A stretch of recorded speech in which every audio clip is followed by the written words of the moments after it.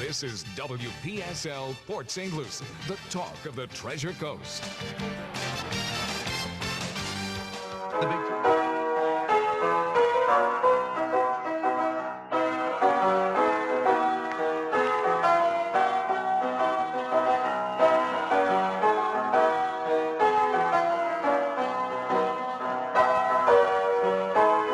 It's 10:07 at WPSL 1590, the talk of the Treasure Coast. You're on Ask an Artist. Well, thank you. This is Rabbi Shafir Lobb of Congregation Eitz, Chayim, your Jewish home on the Treasure Coast. You are the Salvador Dali of rabbis. Well, I don't know that. I don't think I can paint a clock laying down across a sofa, but...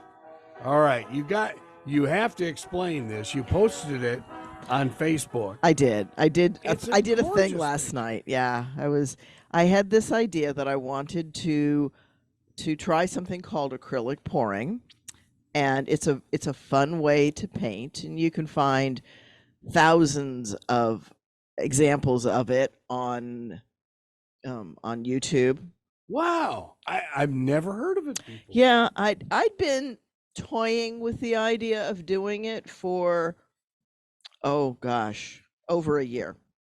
Okay. And so actually I was talking with Sharon, who's on the line with me, had her on speakerphone, and I just did it. I wanted to actually be talking to somebody when I did it. It just felt right. And so I did that thing. And if you want to check it out, you can check out my Facebook. It's posted. It's so beautiful. It's a tiny. The colors are so vibrant. They are, and that particular way of painting uses very vibrant pigments, very vibrant paints, and mixes them dramatically. And it isn't at all what I was trying to do, but it's what the paint wanted, and it's where we went. Okay, so now how big was the canvas? The canvas is tiny. It's only like a 6x6. Here's what I did, and here's what I recommend to others who want to try something. I went ahead and I got the Artist Loft children's kit, the DIY kits that they sell. They're not much money, and it basically gives you the things that you need on a small, cheap scale, for lack of anything. Okay, so where do you find it? Michael's or okay. Yeah, okay. any of the art places. Craft place. Okay. Craft places. Yeah. It might even be that Walmart has it. Certainly Amazon would have it. Any of the places where you would normally shop for this kind of thing. And my reason for doing that was that I wanted to do something that wasn't going to cost a lot of money and was going to allow me to play and make the mistakes and not say, oh, I've spent a lot of money. And so that's what I did. Nice. And a shout out to my niece Leah. She wanted me to buy a cricket for her, the small cricket joy. And she had some American cash. She lives in Israel. She was going back to Israel, and she didn't want to go through the money change, and she wanted this cricket. So she said, if I give you the cash, would you buy it? And I did. And so she took that home with her, but it gave me a voucher. So thank you, Leah, for the voucher that gave me enough money that this was my gift to myself. So I went ahead and bought that, and it came yesterday. So I took all the pieces out, and I was really quite pleasantly surprised. They have little tiny tubes of paint, of which I used a very tiny amount. And the base of it was just house paint that we had in the house mixed up. And I learned that it sucks the red right out of the red if you're not careful. So I've learned to shield. That was the thing I learned out of that. Shield the red, put another color under it. So that red was can't. Gorgeous. Yeah, the red in the corner is where it was protected by the other paints, and the one in the right corner, which is where it pinked out. Okay. And that's because it touched the white paint there. So I learned so many things about how the paints interact. That was really the fun part. Now, I come at it. I used to do watercolors a long time ago. Okay. And so this is just another, and you can do water. What haven't you done? I love to dabble, and it makes me an expert at none. Right? Which is truly how I feel. There's so much to learn in so many areas. And what I have found is that when I'm learning something new, that excitement just really clarifies other thought processes. So it's my way of staying young in my head and open to new ideas and new learning. Well, we'll have to talk to the folks at the Bacchus Museum. Maybe we'll get you a wing in there. I think not, but yeah. I think that the average real artist who does pouring acrylic will look at that and say, yeah, first try. Because it's got a lot of mistakes on it, and I can see them. And it's still pretty. And here's the other thing that I was saying to my husband: if we don't like it, I can always paint over it, because that's the thing with canvas. You can always paint over it. It's just a surface. Okay. Once it's dry, it's dry. Wow. So if we don't like it, we can do something with it. But I'm going to move to a larger canvas. But they give you what are called level 1, very cheap little canvases, and no big deal. The one thing so the kit, I started to say, had little tiny vials of paint, has a larger one of white. Doesn't have black, which I thought was interesting. But I had black acrylic paint from elsewhere, so I just mixed that in, which is where the black comes from. And so it had 2 little canvases. One's a 6x6 and one's an 8x8. No, that one's a 6x6, so it's this big. It's tiny. And I did that as much because I wanted to be able to contain where I painted, because I wanted to see what kind of a mess it created. And I know that spinning it, which is very popular in that art form in poured acrylics, is to spin it to enlarge the painting. Of course, I didn't have to with a tiny canvas. But that sprays some paint, so I've got to think about how to do that and where I can safely spin. Okay, so how large a surface could you actually eventually? Oh, there are people who do giant canvases, 30 by something by, the really big canvases that you put up on the wall. Like behind you. Yeah, you could do one. Huge. Yeah, you could do one like that. Now that would be a little bit of a challenge to do one that big, but that's 2 panels. Yeah, that's right. It's 2 large panels looking at the St. Lucie River. You could do that, but you'd have to set it up, and that you'd have to set it up to be able to do that. That's. But any painting you did that was that size, you'd have to create space, and I don't exactly have that kind of space. That's one of the things that I'm trying to think of. And right now I'm thinking of where I'm going to do it so that I can clean up easily after. But that's part of the piece, right? How do you clean up? Downtown Fort Pierce, they used to have, it's where the old Sun Trust was downtown. And they used to have an art gallery and working artist areas. Yeah. And that was phenomenal for the artists. Oh, yeah. Something like that where you don't have to be worried about this fleck of paint. Sure. Oh, yeah. And now the good news with acrylics is that it's water-based. And so if it becomes a slight mess, most of the time you can clean it up if you've done anything. Now, they do give in that little kit that I got from Artist Loft. So it had the paints, it had the 2 canvases, it had a little tiny cute little palette knife, and it had a pair of gloves that are totally worthless, and it also had a drop cloth. Oh, okay. Which I thought was really interesting. Now, that's not what I used. What I used actually was the foam cloth that it was packed in the box from Michael's, because I ordered it from Michael's. And so I use that as my drop cloth, and I'm on a little TV tray. So that gives you an idea of how small the scale of this is. But I'm going to figure out where I can set up tables, and I'm going to do some, what I would, slightly bigger than the pads are, a good size canvas, so that I can actually spin it, enlarge it, tip it, try, Dutch pour. Oh, there's so many different. There's Dutch pours. There's clean pours. There's Wow. dirty cups. There's so many different techniques. I can try a different technique every week and not hit the end of the road by next year this time.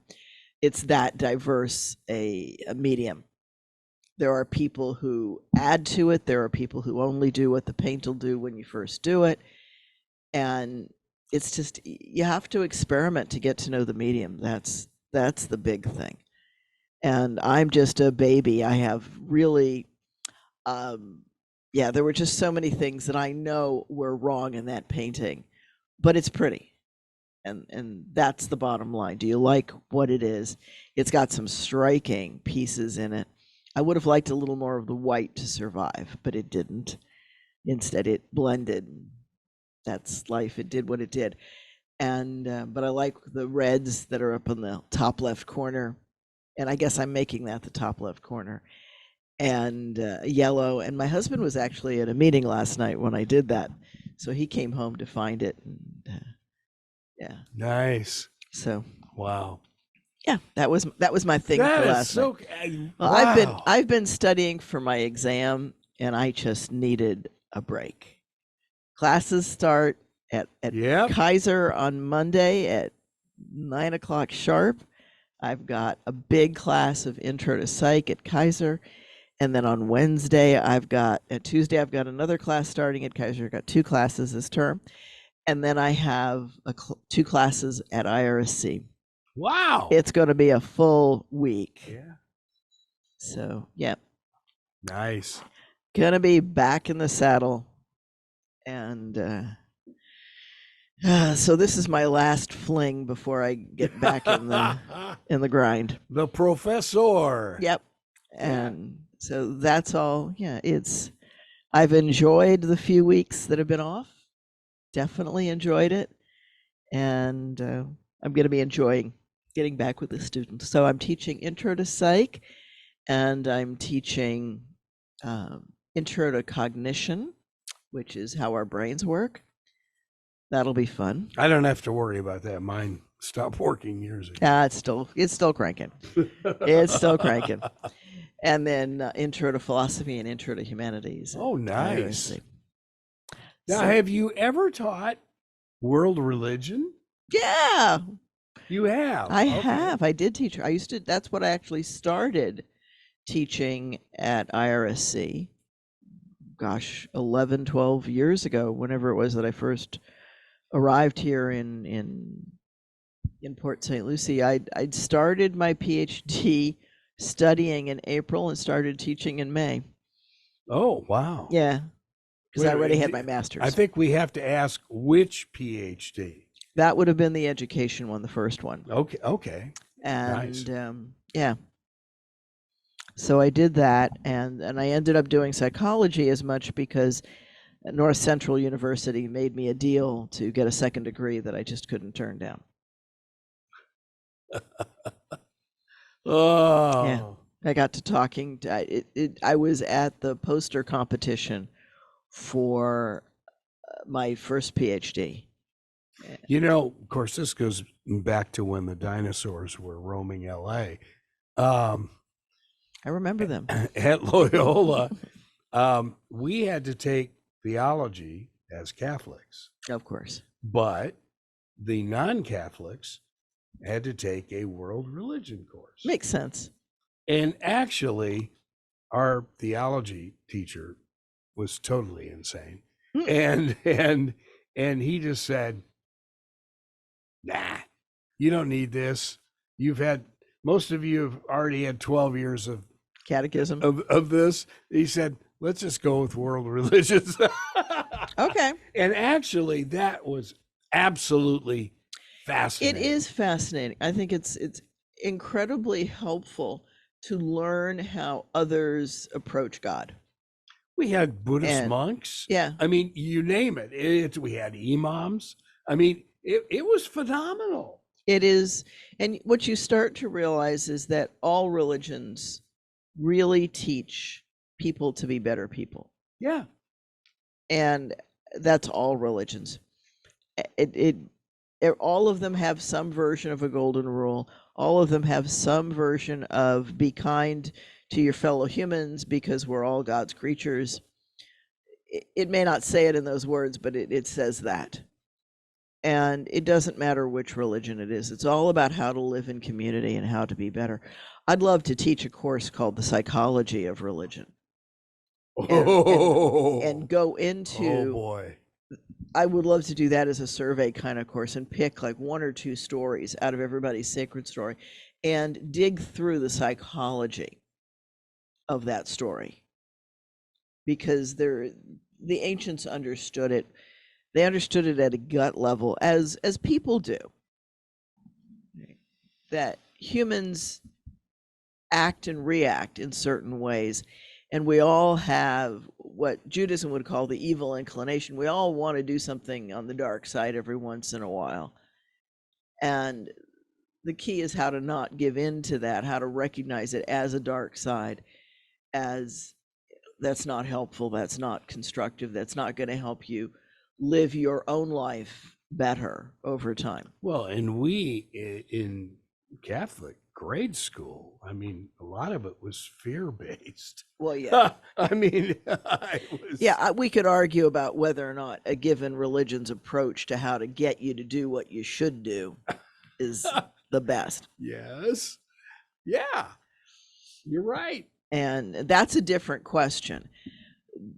Here's the piece that I would offer anybody, is that if your religion teaches that it is one God who created one universe, and another religion teaches that one God created one universe, they are the same God.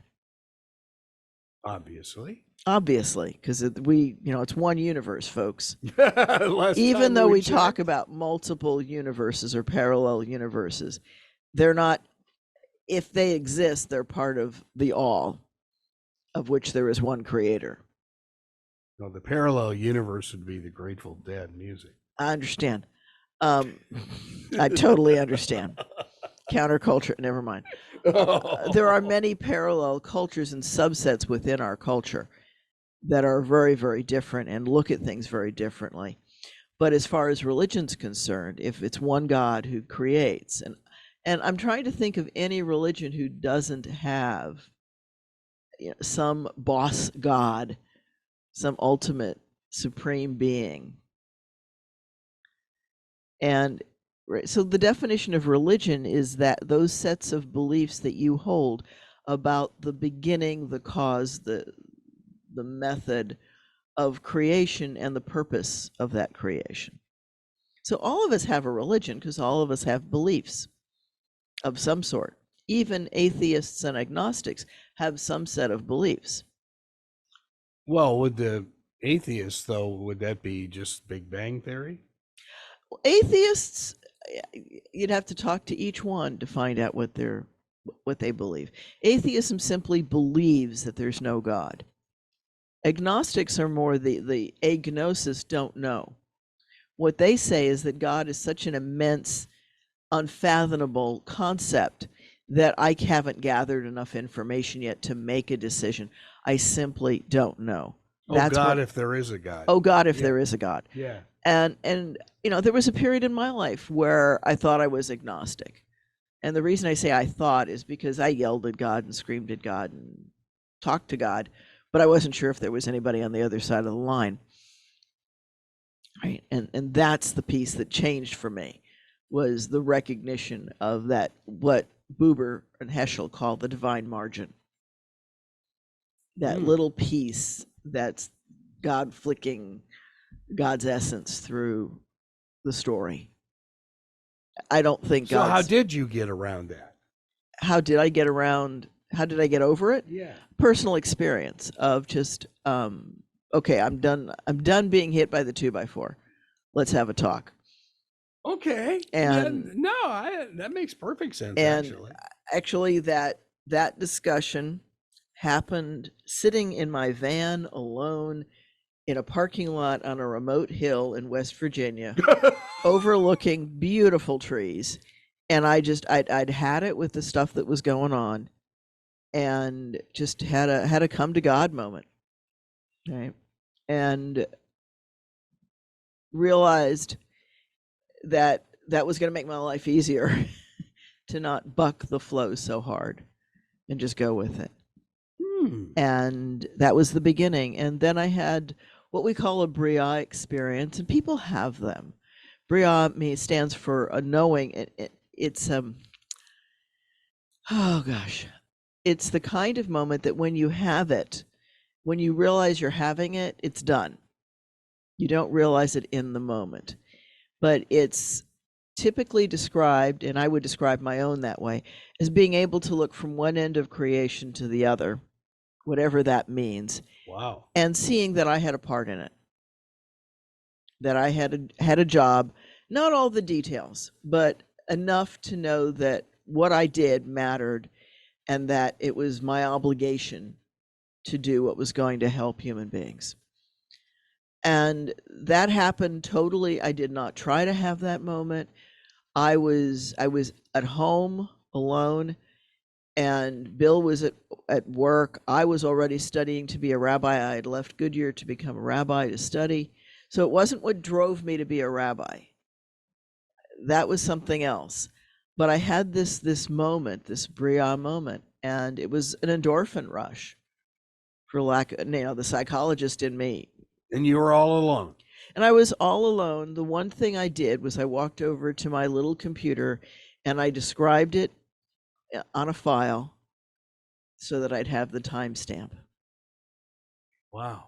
And because I knew that down the road I'd look at that and I'd argue with myself as to whether or not it was real.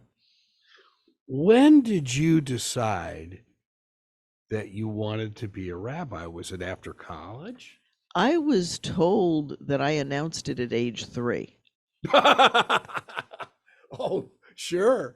I do not remember it, but my parents tell me that I announced it and that I therefore required a talit and I needed a few other things, and they gave them to me rather than have the screaming fit of a 3-year-old, I'm sure. And there are pictures of me running through a building, which is the temple where my father was a rabbi, with this talit on, and it's little tiny thing. It's about maybe 6 inches wide. I still have it, and you can see it flying through as I'm running around being a kid. Yeah, yeah. So that is amazing.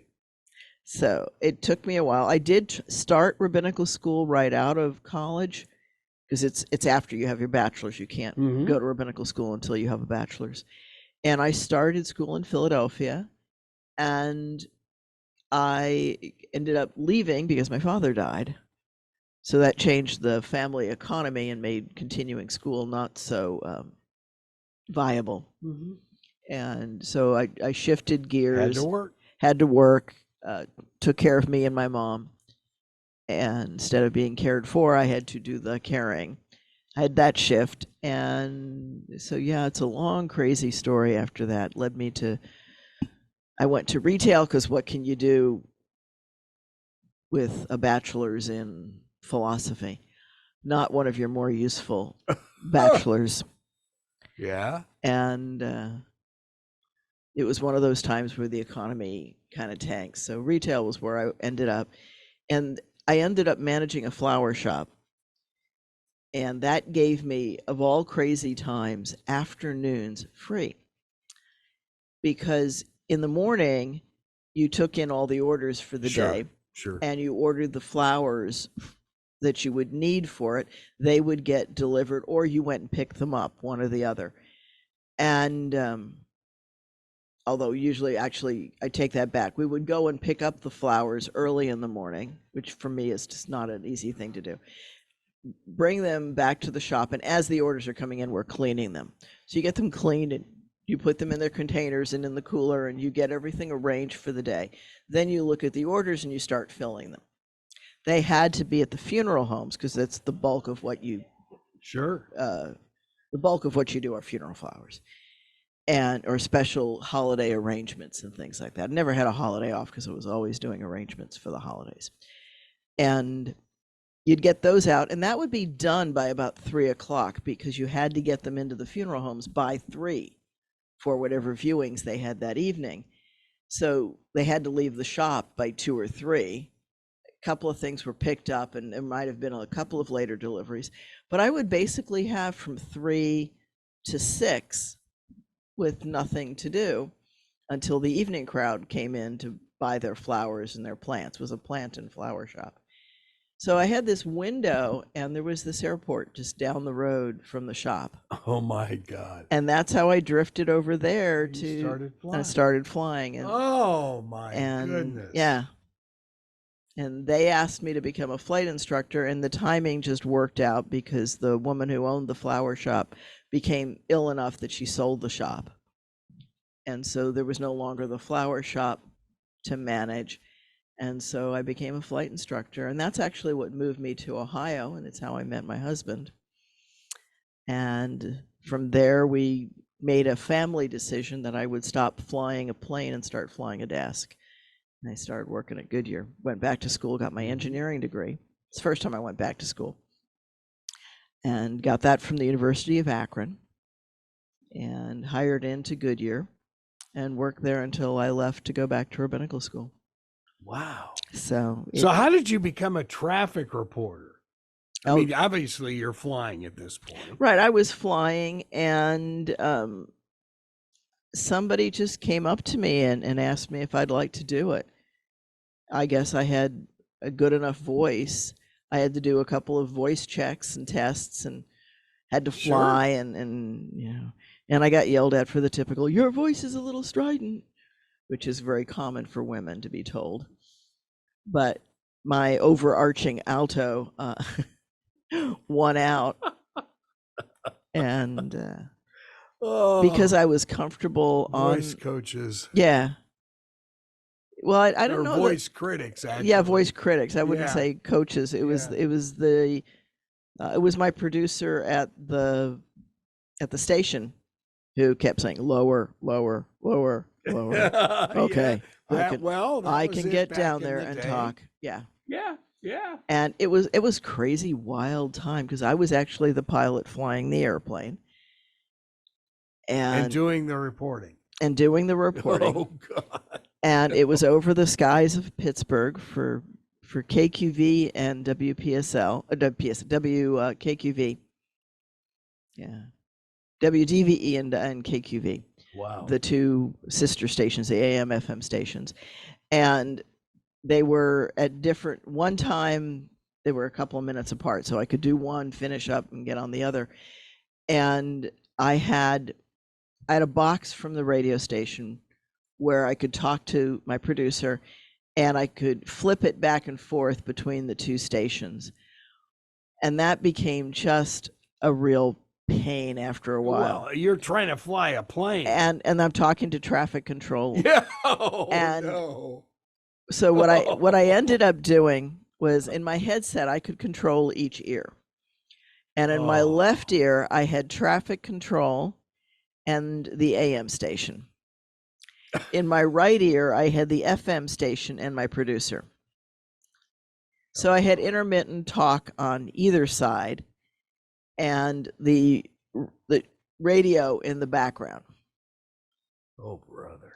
The only time that got really annoying was thanks to latency, when I could hear myself. Then it was a little weird. But it actually saved the day. One time when the FM station was running over on its I think it was the FM station that was running over. But in any event, the two of them hit the traffic report at almost the exact second. And I knew they were going to do it because I was listening to both of them. I knew that's where they were going. And the producer is holding his breath because he doesn't know what I'm going to do. And he's just hoping he can make it work. But because I heard that, I was able to do the traffic report, and just said over the skies of Pittsburgh, and gave my name, and did not give the call sign, and left it to the announcers to give the call sign for the radio station. Because I used to do that, over the skies of Pittsburgh. I don't know how you did that with all the crazy weather problems that you had in Pittsburgh. Well, there were times that I couldn't do it. There had to be. There were times that I was grounded. But I had to get up early and get to the airport and prep the plane, whether I was going to fly or not, because I waited to see. And if I could get up part of the time, I'd get up part of the time. Now you were fixed, not helicopter. Fixed. Yeah. There were actually two of us. There was another fixed wing weather pilot that I knew had actually been my flight instructor, and so I don't think he wasn't the one who came to me with it. It was somebody else, but we both were in the sky. He was for a different radio station, and so we're buzzing around, and we came to an agreement that one of us would be at one altitude and the other one at 500 feet above it, so that even if we crisscrossed, we wouldn't crisscross. Yeah. Wow. And I can remember one time flying in my little flight pattern and looking up and seeing a helicopter come up. He'd dipped down behind a building because he was afraid. I'm like, no, I see you. It's not a problem. But it was that I kind of chuckled at that, watching him dip down and come back up when he. We had an incident in Los Angeles. Well, actually, it was. Yeah, there was one where closer to Palm Springs. Well, yeah. We had a midair at Dodger Stadium that was awful. And Captain Max, I knew from the time I was a little boy, he was killed, as were, I think, two others in the other plane. But there was a bus accident near Palm Springs. And I was flying with a pilot who didn't know Southern California at all. Ooh. Which was real scary. Yeah. And I had my photographer with me, and all of a sudden he said, "Guys, I don't know the area, but there are 22 helicopters up here from various news organizations from San Diego or LA." And, I was thinking, oh, brother. Luckily, one of the chips, the California Highway Patrolman, knew most of the pilots. He was controlling all of us from his patrol car, if you can believe that, and telling us when we could go in, shoot, and get out. Yeah. And luckily, and it was almost zero visibility, and luckily, no accidents at all. As long as somebody's watching what you're doing, yeah, it's usually pretty good. Pilots themselves can get distracted, particularly if you're doing what I was doing.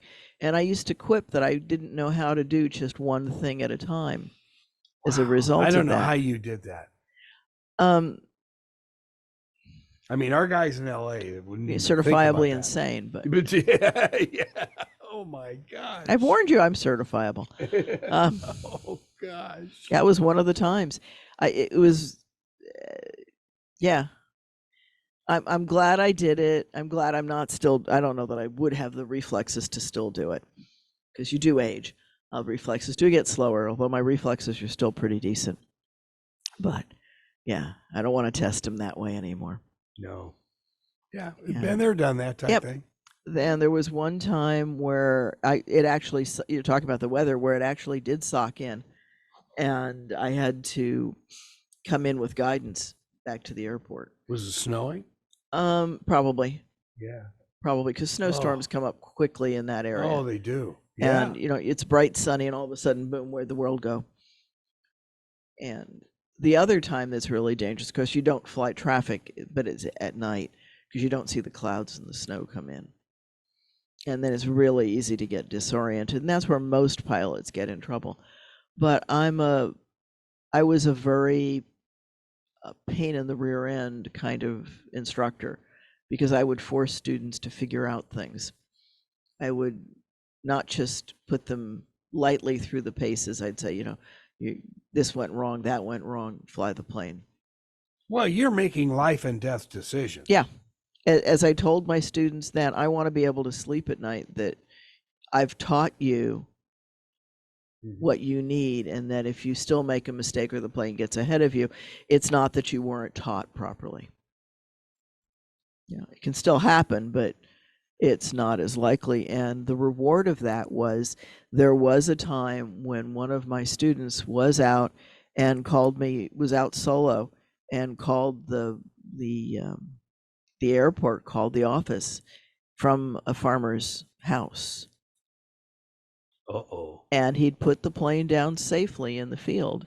We had to go and get the plane and then fly it out of there. But he had picked a field properly and put it down safely. This is a student pilot. Wow. Oh, And, God. you know, Oh, no. that, and I've had instructors who would say to me, are you padding the hours until you solo them? I said, no, I'm making them safe when they have to make decisions alone in an airplane. And that's what I was after. I wanted people to live, not to let the plane get a hold of them. So was the plane damaged at all? No, he actually put it down safely. Nice. And the mechanic who worked for that flight school went out, fixed the airplane, whatever, I forget what was wrong.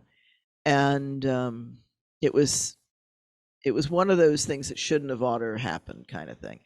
But it wasn't hard to undo it. It was one of the theories of that time, and I still hold it, is that 3 things have to go wrong for an accident to become fatal. And this was only one thing. So the student was properly trained, put the airplane down calmly, and called in and got help. And we were, it wasn't that far from the airport. He was actually heading back to the airport when it happened. Well, that's this week. You saw that Japan Airlines. Yeah, they knew how to evacuate. That was amazing that nobody was injured. But how in the world that Coast Guard plane was even on the same runway? I can't even comprehend something like that. People lose track of what's going on. They get momentarily distracted. Wow. Change of shift. And so when traffic control comes in and does that, typically both controllers watch it for a while, but there's still a tussle that happens. And if you're little, there's one time I can remember being at Greater Pitt. We had to go in and pick something up. And I'm in this little tiny Grumman 4-seater plane. My boss is on the right side next to me, and I'm flying because we went and picked up something that had been shipped to that airport, or a part, or I forget what it was. But we were sitting out on the runway, and we hear the tower saying to the airliner on our tail, is there another airplane in front of you? And the commercial pilot says, an itty bitty one. You were the itty bitty. We were the itty bitty one. Oh, so my goodness. So he just didn't see us because of the geography of the airport, we were hidden there. And he probably just wasn't sure if we had taken off or not. He hadn't given us clearance, but he had lost sight of us. So that kind of thing happens. And it's what I used to tell my students, and I still say it: you're in the airplane, the farthest the controller can fall is off his chair or her chair. You have to do what's safe for you, and you have to sometimes scream and yell. There was another time when there was really high winds, and we had taken off. This was Allegheny Airport, and the winds were so stiff that we started not really advancing, but just climbing. Because when you take off, you're not very fast. No. And this was a good enough wind, and there was enough shear. Because you were single, not double engine. Right, we were a little tiny single engine airplane, and we were moving forward, but if it was 5 miles an hour, it was fast. And you can actually slow the airplane down in high winds and fly backwards. It's kind of a fun thing to do with a student on a windy day. But in any event, so we take off, and the wind's straight down the runway, so it's not at all hazardous from that standpoint. But normally you would be beyond the airport, turn in whatever direction, and you'd connect to the next controller, and it's an automatic handoff. You take off, and then when you hit the perimeter of the airport. But this particular day, we were still in the airport's perimeter, so we hadn't switched radio frequencies. And that was a good thing, because I hear him clear somebody for takeoff behind us. And to which I responded and said, Tower, this is, and I forget whatever my call numbers were, 77 Romeo. We are still on liftoff and we are making a hard left. And the other pilot who had started his takeoff roll and said, Roger that, we'll make a hard right. Oh, So because all God. three of us were still on the frequency, right, it was just a peel off. Sure. And everything worked out okay. But, and I knew that turning left would get us away from the traffic, but that's because I really knew that airport. And I left it to the other pilot. I wasn't sure how much he knew, how often he'd been in that airport, but a hard right is usually not hard out of an airport. And if it is, the airport will tell you. So in that particular area, it just means a sharper turn, a hard right. Wow. So, yeah, and we did that, and there wasn't anything but, and I'm sure that the controller was just like, probably had lost sight of us. He had discharged us in his mind, and off we were. Wow. And so that's why I always told students, be attentive, watch your own six. If we had switched over to the other frequency, They wouldn't have heard you. nobody would have known, and we'd have just been in the sky. And now I'm guessing that the plane taking off would have probably done some evasive maneuver and everything would have been okay. But as it was, we got out of the way so he could make his turn, and then the runway was clear for the next one. You don't want to do any assuming up there. No, it's not in your best interest. Not at all in your best interest. And that's one of the reasons, one of the things that I would do with students, as you mentioned, weather is always lousy in the Great Lakes Triangle, which is what we used to refer to that as, is that whenever we would not be able to fly because of the weather, we would go into the airport and we would call in different things. I had a runway that I had chalked on the hangar floor, and we'd sit there and you'd be the plane doing this mini airport scenario. You'd call, you'd do this, you'd ask for that so that they could practice the radio routines. Because if you know what to expect, you hear it better. Wow. Okay. And now I understand that. Now I understand the psychology of why that is. At the time, I just knew it was true. I saw when students gained their radio ear, for lack of a better word, and could know what the tower was saying. And I could jump that a little bit. I could get it faster by doing that kind of thing. They always did that before they soloed, whether there was bad weather or not. We spent a day on the ground runway.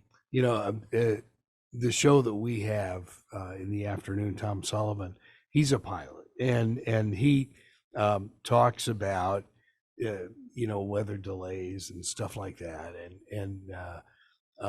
but he said, when you think that there could be several thousand airplanes above the U.S. at any given time, you just think, how in the world do these poor controllers see all this stuff? It is amazing. Transponders certainly help. Yes. Computers help.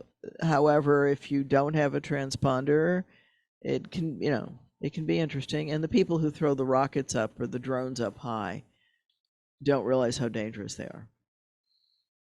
Those things can just wreak havoc, especially with little airplanes. But birds can wreak havoc. Oh, well, we see it. Bird strikes, yeah. Bird strikes are either through engines or the other day they had one on the news and it shattered cockpit window. Yeah. I mean, it didn't go through, but fortunately, it's yeah. Well, and because those have happened, airline manufacturers have gotten smarter about it. And you think about something like one of the sand cranes. Oh, the sandhill cranes. I can't even imagine. Yeah, they're huge. Or an eagle or an osprey, one of the bigger birds flying, could do a lot of damage. Oh yeah. We're not talking about sparrows. Right? We're talking about big birds. Big birds. Yeah. A Canada goose, which of course are prevalent in the Great Lakes area. And I'm sure that some of the planes that have gone down mysteriously went down because of birds, because they crossed paths with a bird. at an inopportune time. There was a thing For on both. Facebook where there was this one area, it's in Montana, where there's like almost 50,000 geese. And it was almost like a formation where Yeah. they all started to take off. And you think, I don't even believe this. I've never seen anything like this before. But yeah, they're up there. Mm-hmm. Oh, they are. And when they would be in and around the airport, the controllers would advise you, be cautious. Birds, birds gathering in this corner or that corner or whatever, and watch for it. They sometimes change the direction of airplanes coming into the airport. People think it's just the airplanes. It's not. It's all kinds of stuff. And one of the other things we had that went crazy was some idiot was taking pot shots with a gun at airplanes as they were taking off. And some airplanes came back with holes in their wings, but if you hit the fuel, that can be devastating. Oh, sure. Just really scary things. And we would report, obviously we would report if somebody was looking like they were doing something strange. But people, I myself, like to watch airplanes take off. They're gorgeous when they fly. There are some great shots from San Martin, the Caribbean island, where the jets approach right above the beach. Yeah. And then sit down right over on the other side of the fence. But yeah, it's you are right. It's fascinating to watch. Mm-hmm. It is fun. They're just beautiful, and I still have a great appreciation for that. And it's a love that my husband and I shared. Neither of us are flying right now. It's just it's a little too expensive and a little too time intensive for our current situation. Mm-hmm. But we still love it, and spend some time looking at the old airplane. We used to joke that we owned the left wing. Yeah, or maybe it was the right wing. I'm not sure. The bank surely owned the rest of the airplane. I was gonna say, Yeah. yes. You at least had a good bank, right? Yeah. Yeah. Yeah, we did. And it's true. Your happiest moments are buying and selling. Just like a boat. Yep, just like a boat. And yeah. And when Bill would get off from work, that's one of the reasons we decided that I would fly a desk. He would go and sit actually on the mountain and watch me work, watch me do takeoffs from one of the hills. Pittsburgh's like that, or Akron. You can sit high enough and see what's going on in the air. You can see it higher than the airport, which is scary. But you were right about the weather. I mean, I've covered some Steelers games where it's been bright and sunny. Yeah. Not warm, but bright and sunny. Yeah. And by halftime, it's raining. Yeah. By the third quarter, it's a blizzard. Yeah. Well, and you've seen the blizzards. They just, it can be bright sky and the blizzard will go through. Yes. Yeah. And it's actually worse when it does the rain first, because then the rain is freezing when it's up at altitude with you. It's super cooled water sometimes when it's coming down. Oh. Because it really should be. It should really be snow, but it, for whatever reason, doesn't form snow. But then it hits the airplane wing and freezes as it splatters across that splat of hitting the wing. Did it ever get to a point where you were worried that you could be iced over? Not so much the wings, because I got out of those places as fast as I could, and they're very localized. The one thing I did have was coming back from Harrisburg one time. We actually left Harrisburg because we were on a CAP exercise. We were offering air support to it. And we left the exercise because the weather was socking in, and we wanted to get back to the Pittsburgh area. This is before I moved to Ohio. And just a few more minutes. I know, getting close to the end of the show. But we just made it over. We were just coming over the Appalachians and starting down to come down into the Pittsburgh area. And I had asked the radar controller to allow me to descend because I knew I was in a not good place for something called carb ice, which is Never where the even heard of an it. airflow carburetor ices up because it has that Oh, little yeah. it has that little tube that comes down, and ice can form in there much more easily than anywhere else. And of course, that chokes out your carburetor, which does not make your engine very No happy. power. Yeah. So, and it doesn't instantly go to nothing. It starts not having enough power to keep you going. But I'm up at this altitude and I can feel it starting. So I asked for a lower altitude, and they said, no, wait, call again in 5 or 10 minutes or whatever, which is usually means they were busy. And, when you get closer, and I couldn't maintain it. And I got on the radio and I said, that we were descending because we had no choice. And then I did something called torching, which is you back off the throttle and you jam it forward so that it hits it with a blast from the pistons, and that's usually enough to dislodge it, and it did with a large whoomp. But I and my passenger, we were descending, and I was seriously hoping we were in clouds, and I was hoping the clouds would break soon enough I could find the right field to put us down, and that's how serious it was. But the torching worked, and I could hear it coughed and sputtered and did its thing, and it caught, and we started climbing again. And when I reported to the controller that I was back at altitude, he gave me the permission to descend.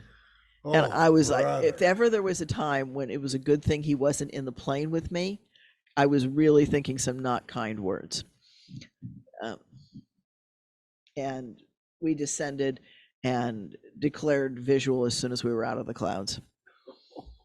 Yeah, because you want to, that was worse than the traffic flying, let me tell you, right? In an airplane that you're struggling to keep vertical in the clouds and make it work. So out of the crazy skies from Pittsburgh here into the studio in Port St. Lucie, this is Rabbi Shafir Lobb, and this has been Ask a Rabbi on WPSL. Today, a little airplane talk, huh? Yeah, a little airplane talk. Yeah. Just for fun. Have a good week. You too. Happy New Year.